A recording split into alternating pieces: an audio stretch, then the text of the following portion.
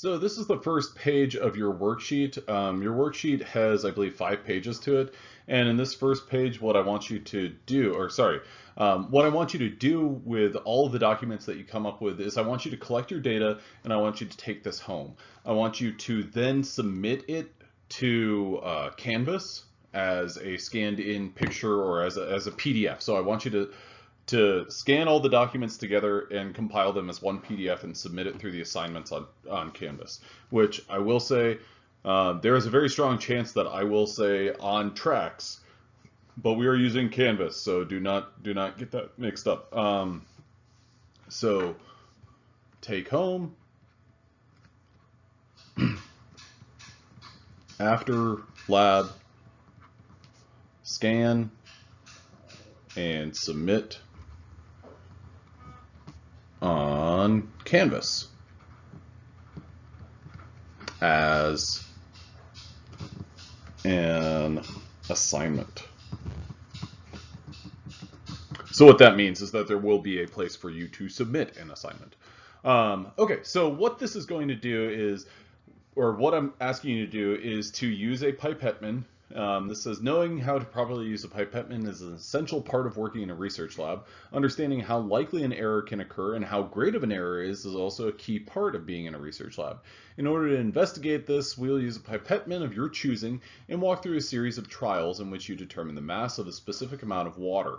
Okay, the reason that we can use water is because water has a known density, D equals mass over volume, of 1 gram per milliliter. You will select a pipetteman and determine the mass of 25%, 50%, and 100% of the capacity of that pipetteman. Think you are using a 1,000 microliter pipetteman. What is 25% of the capacity of that pipetteman? That's 250 microliters. Well, 250 microliters is 25% of the capacity of a 1,000 microliter pipetteman. So if I had to make a recommendation, I would say use a 1 mil or 1,000 microliter pipetteman, and you will do a total of 5 trials. So what you're going to do is you're going to use a digital balance, and on that balance you're going to tare it or zero it out, and then put a weigh boat onto that. And then with your pipetteman, collect 200, or adjust your pipetteman to 250 microliters. Collect that of deionized water. It's important to use DI water or DH2O because we want this to be, well, free of ions. We want this to be as close to that density of 1.00 grams per milliliter as possible. And if you're using tap water, that density is going to be a little bit higher because of the fact that you dissolved ions in there. So you're going to collect 250 microliters of this, and you're going to transfer that onto your weigh boat, which is on that digital balance that has been tared out. Now, what you would imagine is, or what I would imagine is, you're going to get a digital balance that shows you.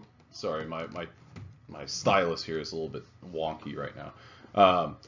Your mass of 250 microliters of water would be 0.250 grams or 250 milligrams. Okay, so you're going to want to put in your volume for each of these trials, and for each of these trials you also want to consider the mass that you got. So 250, these are hypothetical numbers. And actually the balances, I think they might go to 4 or 5 decimal places. So you want to make sure that you're closing the draft shields, the glass on the side and on the top, so that you get a very accurate measurement. So let's say that this is 2503, or 250.3, I guess would be more accurate. And then this is 250.7, 250.2, and 249.6 and 249.7. Okay, so there we have 5 data points, and what you can do with that is you can calculate the average. I actually don't have a calculator in front of me, and so I don't have a I can't find my calculator, but I do know that when my average for these numbers is going to be 250.1. I've got a standard deviation for all these numbers that I'd like to calculate, and that is going to be, and in order to calculate my standard deviation, I can first figure out my variance by comparing each of my individual data points to my average. So parentheses, that will be, I'm going to do double parentheses, 250.3 minus 250.1 squared plus 250.7 minus 250.1 squared, and so on for the rest of the data points. Divide that by 3, that's going to be my variance. My variance, then I can take the square root of this number. So I'm going to put this as x square root of that. So the square root of my variance is going to be my standard deviation. And my standard deviation, so yeah, this is all divided by 5 because I have 5 data points. My standard deviation is this number right here. My standard error is going to be my standard deviation, this number, divided by the square root of the number of values that I have, which was the square root of 5. All right, so that sums up how you do the first table, and you're going to do the exact same thing 2 more times with 50% of the total volume of your pipettement and 100% of the total volume of your pipettement. Like I said, you're going to collect all this data, you're going to take it home, you're going to submit it as an assignment on Canvas, and you'll be good. Okay, now we're going to move on to the next part of the day's exercise. And that will be a Bradford assay. So there are 2 common ways that you can do Bradford assays, and I'm sure that there are other ways that you can do a Bradford assay. But I'm going to describe to you first of all the way that I most commonly do them, and then another way. And these ways, they vary simply by the graphical output. So the graph that I'm going to produce is on the y-axis. It is going to be a measurement of absorbance versus amount of protein, and that is going to be in micrograms. Okay, so a Bradford assay is basically the way in which you develop a standard curve. What you have is a solution that contains a compound known as Kumasi Brilliant Blue. Now, as you would imagine, that is a bright blue solution, and it absorbs light at 595 nanometers when it is bound to a protein, or when it is bound to a primary amine. So basically what we're looking at is this, it's a colorimetric assay, because what we're doing is we're looking at absorbance, and I'm going to write 595, light and 595 nanometers. And we're going to develop this curve so that ultimately we can have a linear curve that gives us a y equals mx plus b, and then we can plug in our absorbance for an unknown, a hypothetical unknown down the road. Now, I will let you know that doing a Bradford assay is basically your practical final exam. For your practical final exam, you would be given a unknown protein stock, and you will be asked to determine the concentration of that protein. So here's the table that I'm going to start with. The first step is, starting up here, you will be provided with an aliquot, a small volume of a 10 milligram per milliliter stock of BSA. BSA is a protein known as bovine serum albumin. One very important point that I will make is this stock of BSA has approximately 10 milligrams of BSA per every milliliter of solution. That concentration is the exact same as 10 micrograms per microliter. Okay, so we're looking at this on either a milliliter or a microliter scale and adjusting accordingly. For the first trial, you will add 50 microliters of that stock that you were provided with to 900 microliters, so 50 microliters of that stock to 900 microliters of your Bradford reagent and 50 microliters of DH2O. So this gives you a total volume of 1,000 microliters. Okay, so you're going to allow this mixture to incubate for approximately 2 minutes and then read the absorbance using a spectrophotometer that's already in the lab and record in the column labeled ABS 595. So let's say, for the sake of simplicity, that this gives you an absorbance of 1.625. Now, for the instruments that we use, the best, and from my experience with these different instruments, the best and most accurate readings are going to be in a range from 0.2 to 0.8. And generally, it's within that range that we're going to get a nice linear line. Now, whenever I say we're going to get a nice linear line from absorbances within that range, what I mean is your aim is to get linear data. When you have that linear data, then it's easy to plot an unknown against that. What I will caution you about is that if you, in order to do this assay, you have to have data that is linear. Now, if you do not check your data, or if you say, well, I want to put, 100 micrograms of protein, or let's say 10,000 micrograms of protein in here, well, and dilute down from there, you'll have a curve that looks a little bit like this. And what that curve is showing you is that from here on, your protein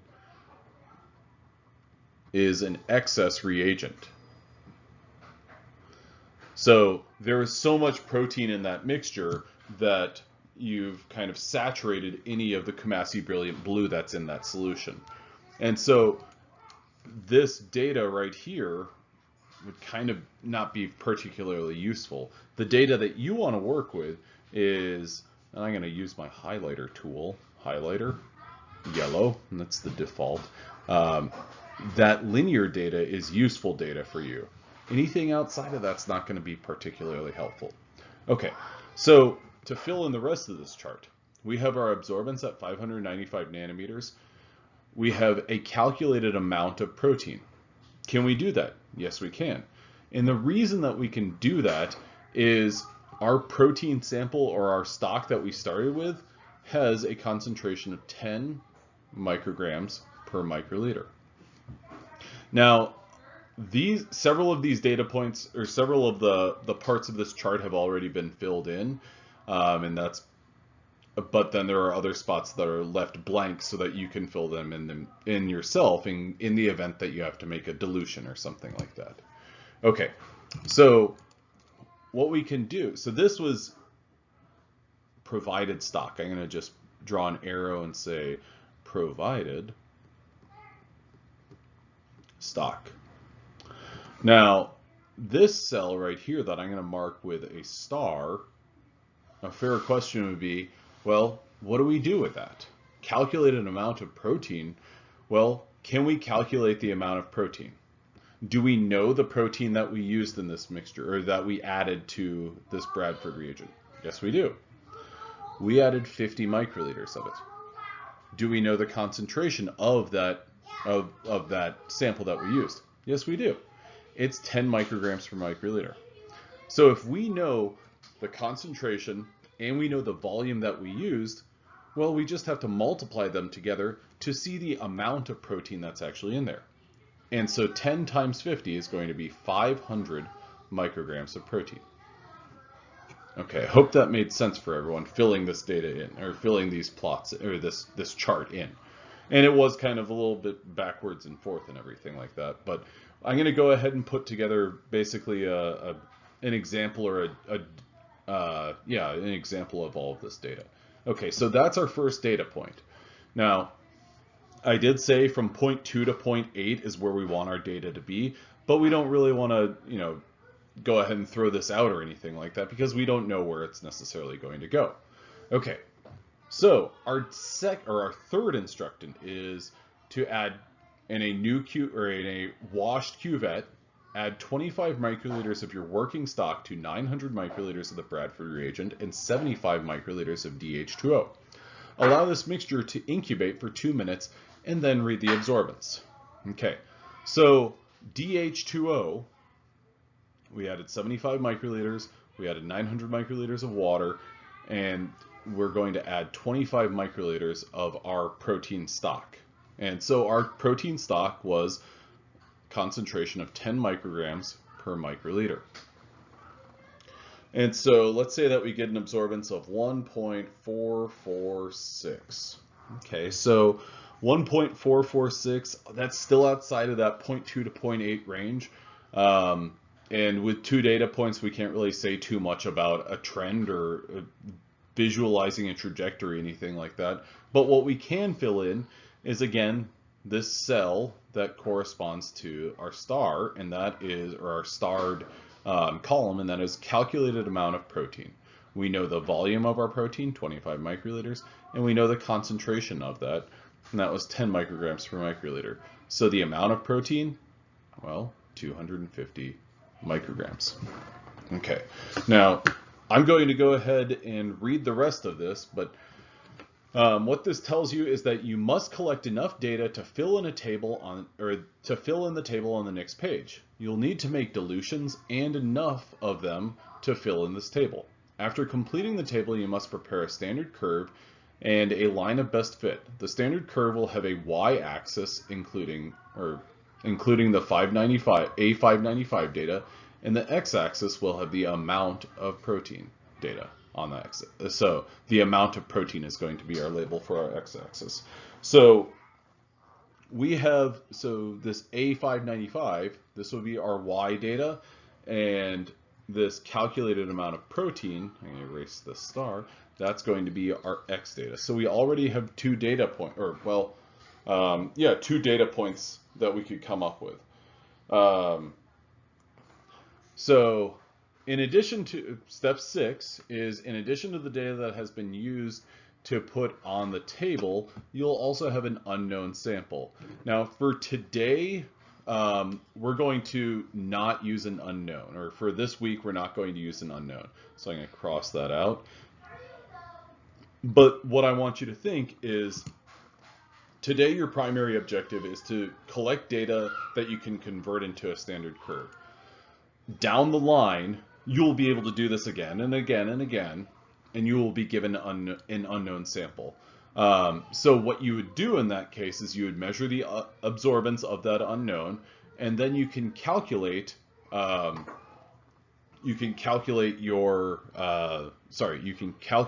the amount of protein in that sample, and therefore calculate the concentration of it. Okay, I hope this makes sense. I'm going to go ahead and use this data, and I'm going to be honest, I'm going to make up some other data that we would see for the remaining samples. And so that will walk us through making a couple of dilutions and everything like that. Okay, so we'll proceed to there now. Okay, so the next phase, so here's our data, and what I want to do is go ahead and populate this entire chart. But as you can see, one of the things that you're going to run into almost immediately is we were working with these 10 microgram per microliter stock. Now, one of the problems with that is pipetting small volumes is going to be inherently difficult. You'll have a total of 3 pipetmen. One is a P1000, that's a 1000 microliter pipetman, a 100 microliter or 200 microliter pipetman known as a P200 or P100. And then the last one's probably going to be what's known as a P20. And so that's really effective for pipetting volumes of 2 to 20 microliters. Now, this working stock, what I want to do is I want to go ahead and take a volume or take a fraction of my working stock. So I'm going to go ahead and, or my stock. So I'm going to say stock solution. 10 micrograms per microliter. Now what I'm going to do with that is I'm going to make it dilution. Now this is something that I mentioned on the previous page. You can make multiple dilutions. You can make a single dilution. But this is one of the points where I've noticed that people had a tendency to get mixed up. And so let's say that this 10 microgram per microliter stock, I started out with 200 microliters or something like that. Just going back to Gen Chem 1, concentration and volume are going to be independent things, and you don't really care about them that much. You know that the stock is 10 micrograms per microliter, and you know that you have 200 microliters. So we took 50 of it, and we got our first data, or first piece of data. We took 25 microliters, got our second data point. Now, what we are going to do after that is we're going to make our first dilution. So I'm going to just say dilution. And with that dilution, or the way that we're going to make that dilution, is by taking 10 microliters from stock. And for the sake of simplicity, I'm going to go ahead and call this dilution. Now, that dilution, we've taken 10 microliters from our stock, and we're going to put that in another microcentrifuge tube. So 10 microliters goes in there, and we're going to add 90 microliters of deionized water, or DH2O. Okay, that 90 microliters of deionized water is going to be added to this. So what's our total volume here? It's 100 microliters. But more important than that, what is our concentration? So this dilution is a 1 to 10 dilution of our previous sample. It's 10 to 100. 1 to 10, 10 to 100. What's that phrase? Half dozen, 2 times the, I can't remember the phrase. At any rate, we've got a stock, or we've got a dilution that, based on taking 10 microliters from our stock, 90 microliters of DH2O, we have a total of 100 microliters, and we have a stock that has a concentration of 1 microgram per microliter. Okay, now we're going to use that for the next few samples. Okay, so what I'll do is I'll go ahead and say if we take 50 microliters, what I want to do is I want to label my source dilution. And I'm going to take 50 microliters from that dilution. Okay, what that means is I'm going to have to add 50 microliters of DH2O in order to get to a total volume for the sample that I'm evaluating of 1,000 microliters. Now, if I take 50 microliters from my dilution, that's 50 times 1 microgram per microliter, which I want to write my concentration out here because it is different from these previous two. I'll just write different. So if we've taken 50 microliters from there, we have a concentration of 1 microgram per microliter. We've got a calculated amount of protein of 50 micrograms. Okay. Now, hypothetically, let's say that our data for that is 1.225, or our absorbance is 1.225. Okay. So that's one data point. The next data point, we're going to be working with this dilution again, because if you think about the volume that you have, you had 100 microliters of that dilution. We took 50. Now let's go ahead and try a little bit more dramatic. 10 microliters. So 10 microliters from our dilution. We're going to have to add 90 microliters of DH2O to 900 microliters of our Bradford reagent, giving us a total volume of 1,000 microliters and 0.825. Okay. Our concentration is 1 microgram per microliter. And if we took 10 microliters of a 1 microgram per microliter sample, our amount of protein is going to be 10 micrograms. Now, let's say that I just want to use dilution. I'm going to write DIL, DIL, DIL. I can use this dilution all the way down. indefinitely and never make another one so long as I can still pipette that volume. Now, for the sake of this, I'm going to show you some data that doesn't really reflect it, and so you're going to have to suspend your thoughts on it for just a moment. But let's say that what I did was I took from my dilution, I did 8 microliters, 5.5 microliters, 4, 3, 2, 1, and 0.5. Okay, these are all of the volumes of this dilution that I added to my Bradford reagent. But then what I have to do is I have to add water to bring my total volume to 1,000 microliters. So if I added 900 microliters of my Bradford reagent, 8 microliters of water, I would have to add 92 microliters of DH2O. If in my next sample is 5.5 plus 900, I'd have to add 94.5, 96, 97, 98, 99, and 99.5. Now these last two, I included them, but there is a little bit of a limitation because the pipettement that we have cannot be pipetted. The problem is that your pipettement is not going to be accurate enough to get down to less than 2 microliters. So you're not actually going to want to use that small volume.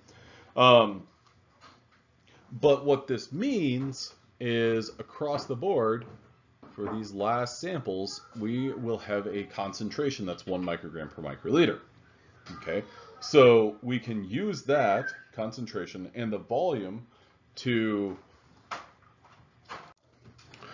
So the great thing, once you have your concentration defined, then it's just a matter of filling in the rest of the blanks. So 8 microliters from a stock that is 1 microgram per microliter, your amount of protein is 8 micrograms. I'm just going to do this kind of short and quickly. And I'm not going to put the units. 4, 3, 2, 1, 0.5. So we have a range from 0.5 micrograms all the way up to 500 micrograms. So that would be what, like a 10, I don't know, 1,000-fold increase. Now, each one of these things you're going to have to incubate for 2 minutes, read the absorbance, incubate, read the absorbance. But what you guys will do is you'll collect all of this data and you will take it home. So I'm just going to put all this data in. 0.612, 0.42, 0.345, 0.225, 0.053, 0.005. Okay, so this is all good, or this is all a fine example of some hypothetical data that you could collect. And what you will do after that is you'll go ahead and plot this. And what you're going to do whenever you plot it is come up with a graph. Now this plotted data happens to look like, just a second, I got to copy it from the software. Okay, so this plotted data, I'm going to go ahead and remove my title. Yeah, here we go. This plotted data looks like such. And one of the problems with this is this is our absorbance, 595, versus our protein amount in micrograms. Okay. Now, one of the problems with this data set as it stands right here is it's not a linear data set. And you can kind of see where the, I guess, linearity of it kind of disappears pretty quickly, and that is those data points that are over 50 micrograms or more. Now, what you can do is, if you omit that data set, well, you come up with something that looks like this. Oopsies. Oh, did it change? Yeah, it did change. Fantastic. And by changing that, now all of a sudden we have something that's pretty darn linear. And the great thing about having a linear data set is you have an expectation. So you can reasonably expect, if my absorbance goes up by this amount, then the amount of protein in that sample is this amount. And so what we can do is we can come up with a trend line for this data simply by clicking on one of the data points, clicking Add Trend Line, and then when you add the trend line, you do not want to set the intercept. Instead, what you need to do is display the equation on the chart and display the R² value on that chart. Now, I'm simultaneously doing this in Excel and in PowerPoint, and unfortunately, I got to copy and paste it. Oh, this is so tiring and boring and everything like that. Oh, nope, that's not what I want to do. I just want to copy my data, or my y-intercept, or my equation for the line, and it's copying everything. Not what I want. Cancel. Let's see.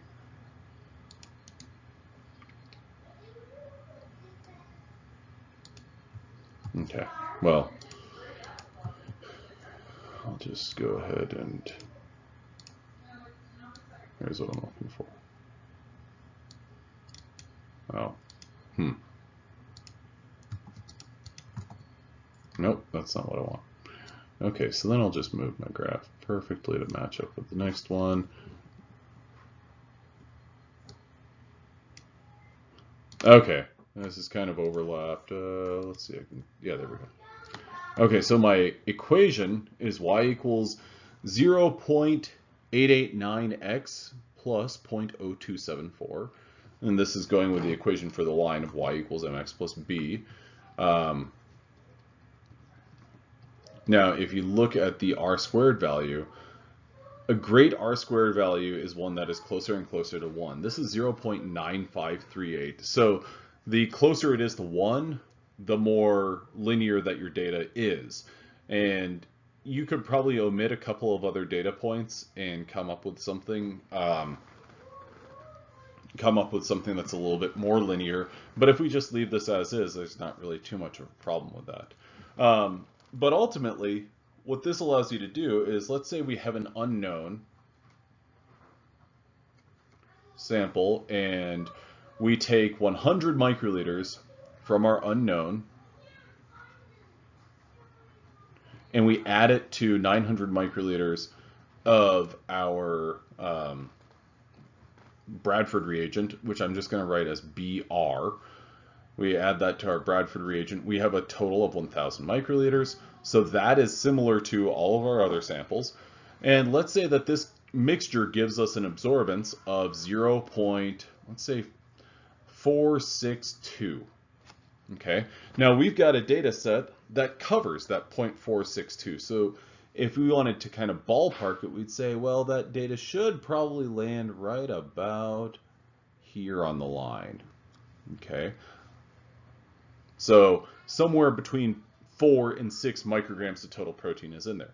Now we have our equation, our y equals mx plus b, and this absorbance value that we got, well, what does that correspond to? This corresponds to an absorbance, and so it corresponds to our y value. So we can plug this 0.462 into this equation and come up with a calculation that is our that gives us roughly the amount of protein. Okay, so I'll type in 0.462 minus 0.0274 divided by 0.0889, and I get a value, a corresponding x value, because that's what I was solving for. X equals 4.89 micrograms of protein. Okay, so the kind of challenge is, are you being asked for amount?